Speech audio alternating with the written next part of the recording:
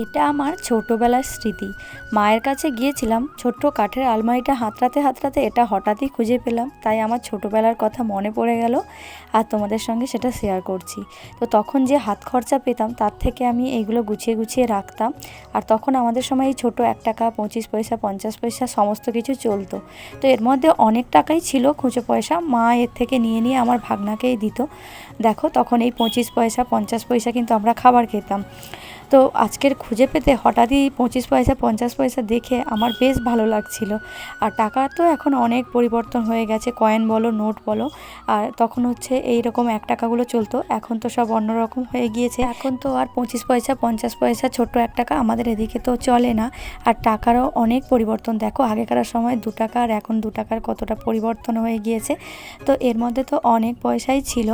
বর্তমানে এখন আছে হচ্ছে 39 টাকা 75 পয়সা, কিন্তু এতে অনেকগুলো পয়সা ছিল। বাড়িতে আনার পর অলরেডি 15 টাকা খরচা করে দিয়েছি। তো এখন যে কটা পয়সা আছে সে কটাকে গুছিয়ে আর রেখে দিচ্ছি। তো ভিডিওটা তোমাদের কেমন লাগলো অবশ্যই কমেন্টে জানিও। দেখা হচ্ছে নতুন কোনো ভিডিওতে। Thanks for watching.